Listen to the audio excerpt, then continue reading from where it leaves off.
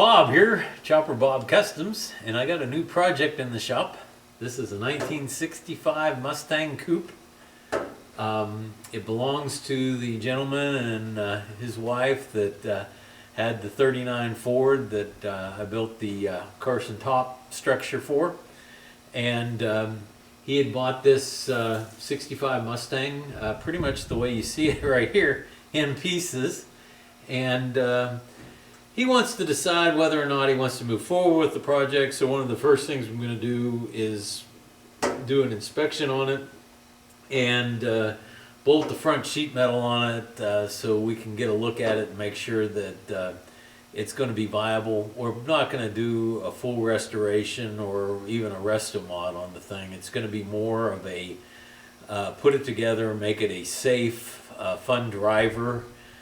Maybe not the most pretty car in the world, but something that they can hop in and go to the Sonic. And that's one of the important things that you need to think about when you're doing a project is what are your goals for the project and what is your budget? And that's one of the things I've been trying to direct him into is determining where he wants to go with this car, if he wants to go somewhere with this car, and talking about the money involved and whether or not he wants to spend it on this car.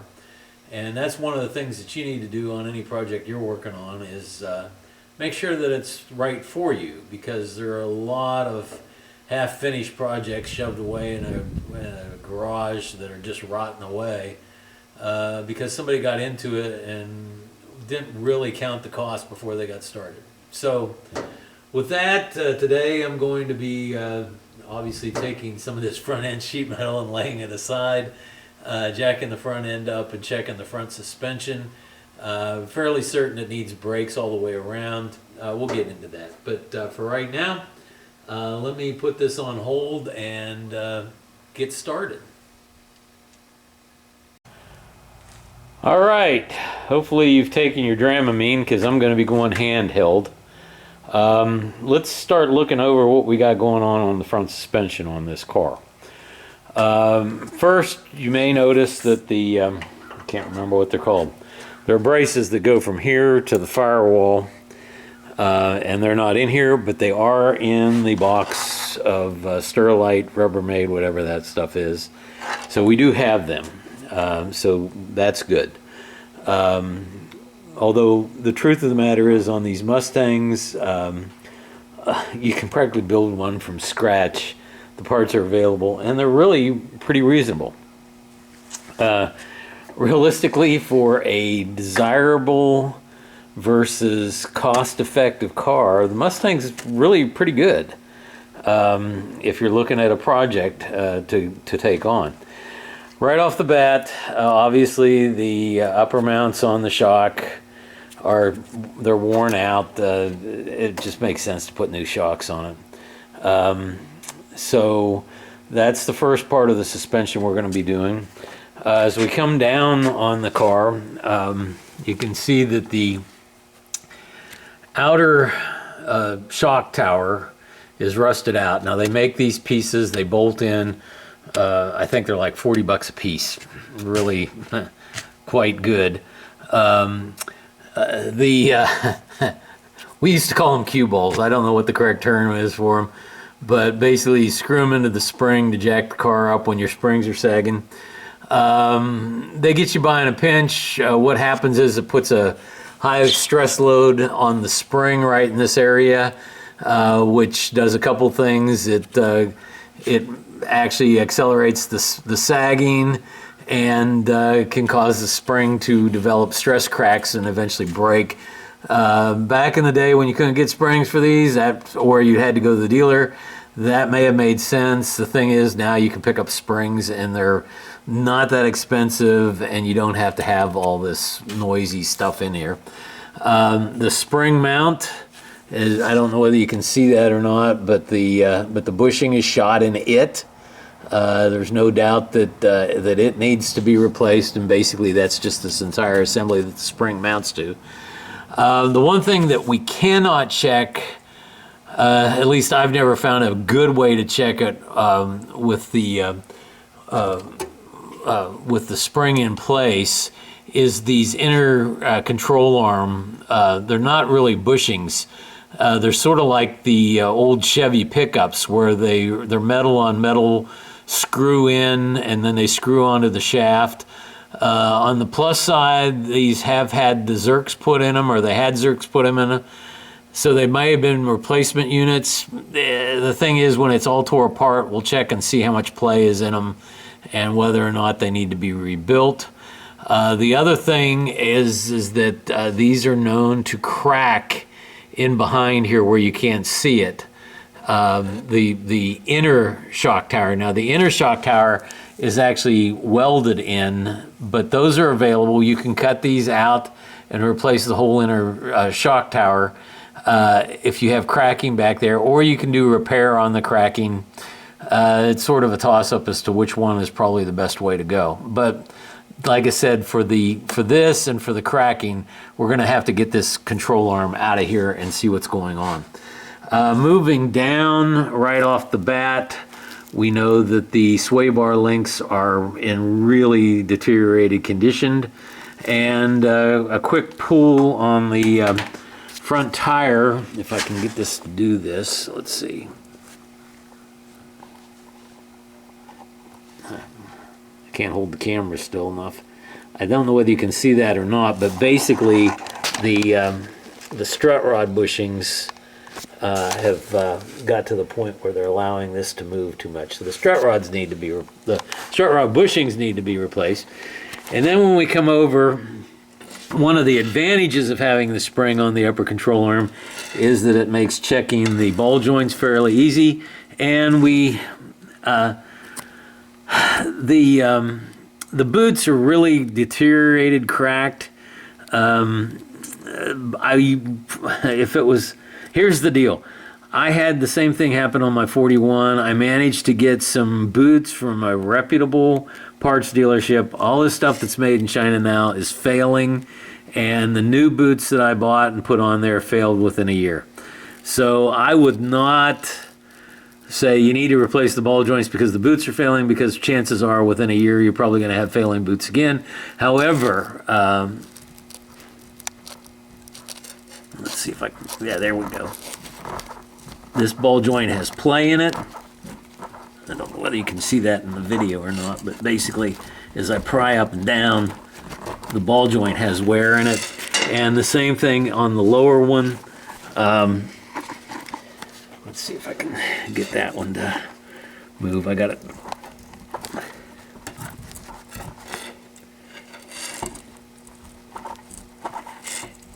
The lower ball joint has play in it as well. So basically, the lower ball joint comes assembled with the lower control arm as a rule, which will have a new bushing in it. So I'm not even going to look at the bushings because I'm going to say they need to be replaced.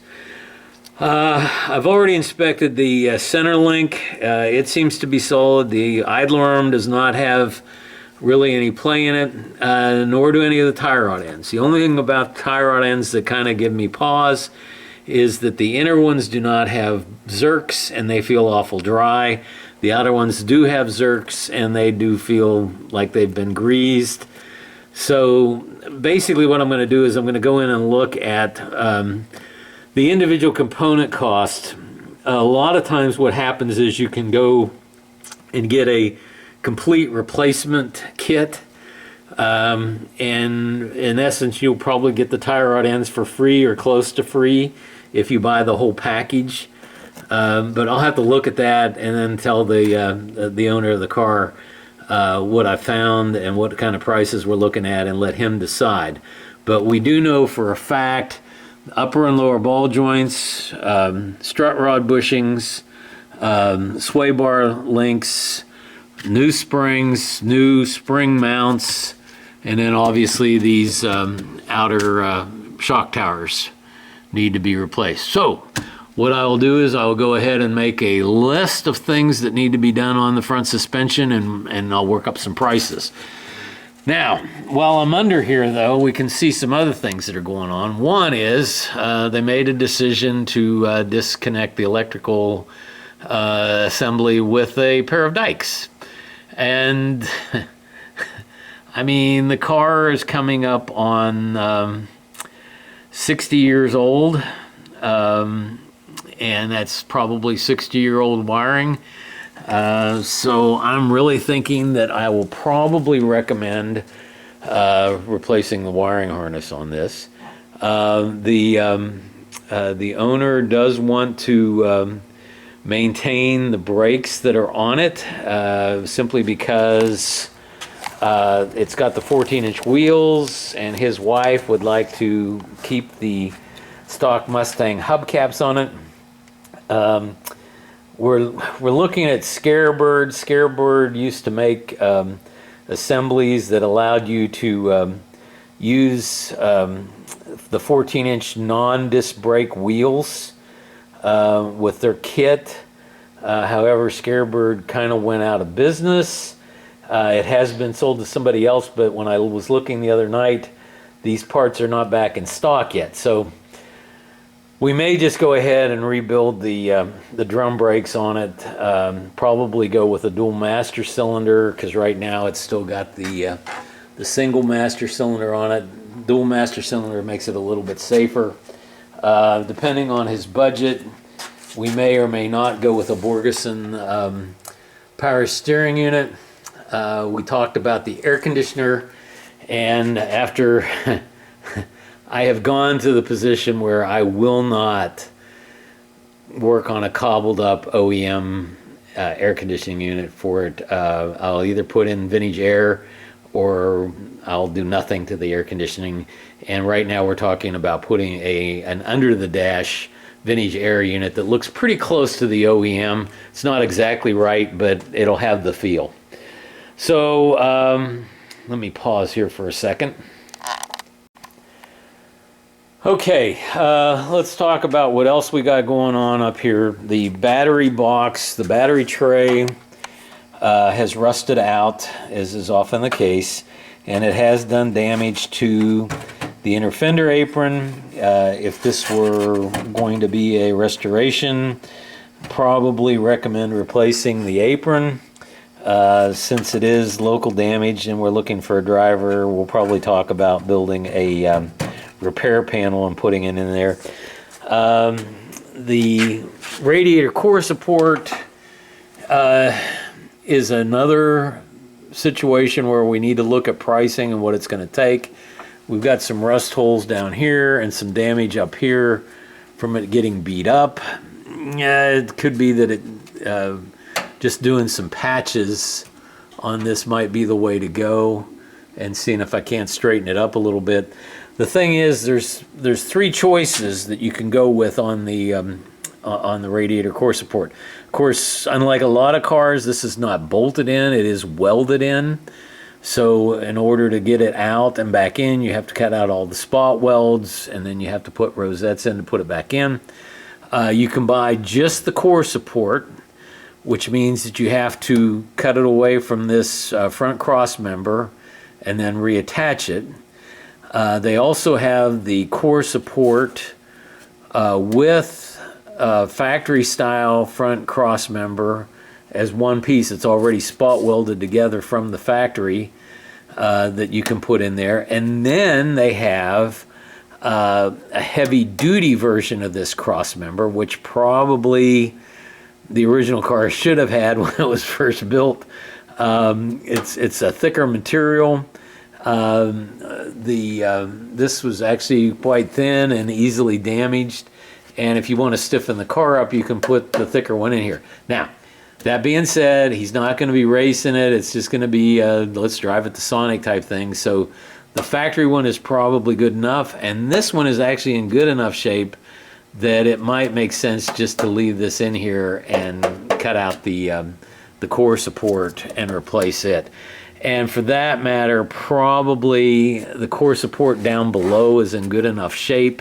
It might make sense to just cut it across here, cut the new one across here, and put a butt weld in across there when you put it back in. Here again, it may make more sense to just patch this one up and see if we can't straighten it a bit so that everything lines up. Anyway, So with that said, I'm going to go back on the tripod and start attaching the inner fenders, or I'm sorry, outer fenders. Okay, so one of the first things I want to do before I get started on this is soak the hinges with PB Blaster.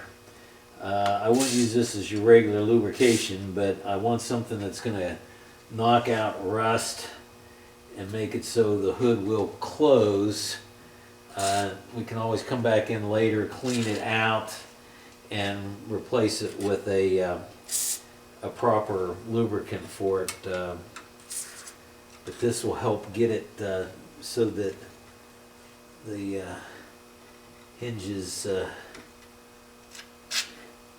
don't cause the hood to fold up. So just soak this down good.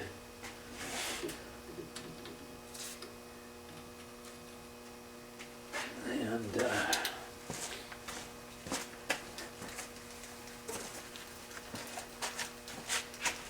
because the truth of the matter is these hinges are in pretty good shape. You just don't want to, they've been sitting, I think they've been sitting like this for 20 years, so it's sort of like the Tin Man on The Wizard of Oz. Okay, so let those soak.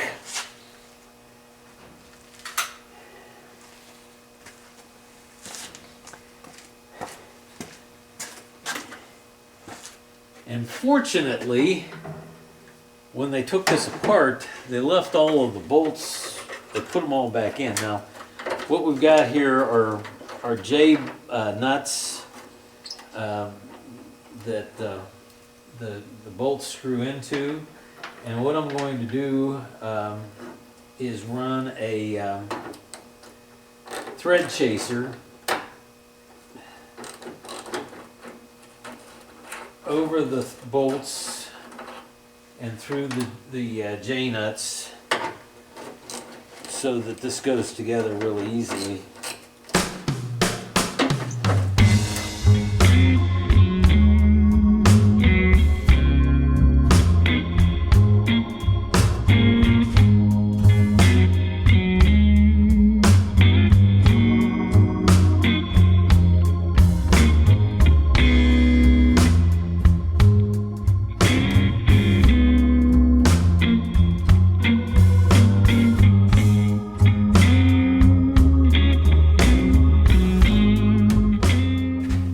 Okay, so the one down below